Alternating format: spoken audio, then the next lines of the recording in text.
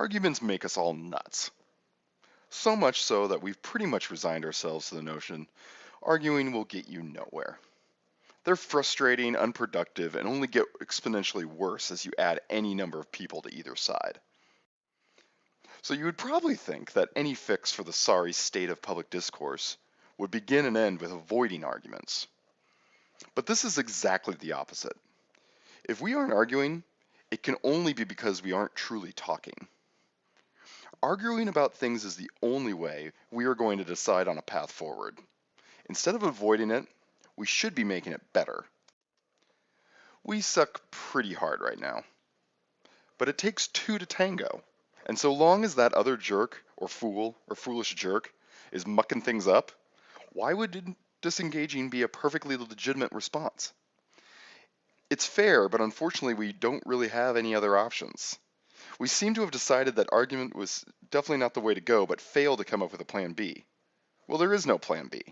The only way resolutions will ever be reached is for someone, somewhere, somehow, to engage the other side in an argument. Even if both parties go into an argument clear-eyed and with good intentions, we still get derailed.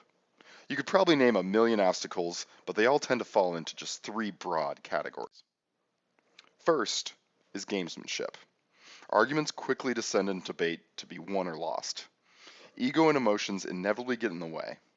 Our expectation or blatant desire to be right sways us to use all sorts of maneuvers, little tactics to pull the dialogue to our preferred resolution. There are so many little tricks to be used that we use consciously and not, that there is an air of chicanery. We must be on constant guard for signs of manipulation or obfuscation that can be so subtle that we might even miss using them ourselves. It's just reality that arguments bring out our competitive nature.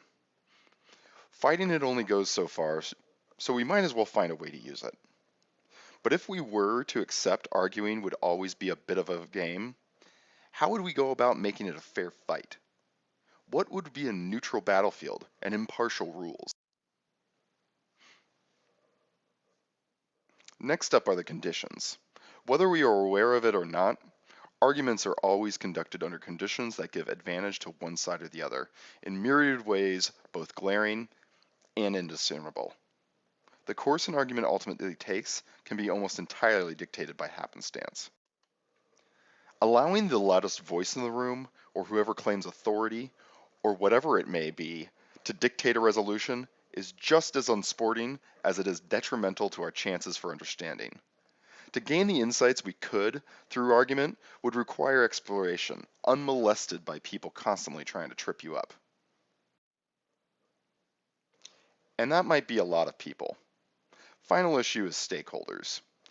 Figuring things out one-on-one is sometimes the only option because it is damn near impossible to make every voice feel heard. But if we shut people out of the conversation, we will almost certainly miss out on the very best ideas. There is wisdom in crowds. But giving the crowd more mediums to broadcast their voice has done close to nothing to bring more attention to productive ideas. In fact, most would say it has done the opposite. Since access to the masses has helped us predict behavior, identify the best thing for any particular audience, and document the world's knowledge, why haven't we used it to effectively improve arguments? Maybe we just failed to imagine such a solution because, absent any analog equivalent to improve digitally, the toxicity of arguments taught us that they should be only a last resort. But arguments aren't a last resort. They're our only resort.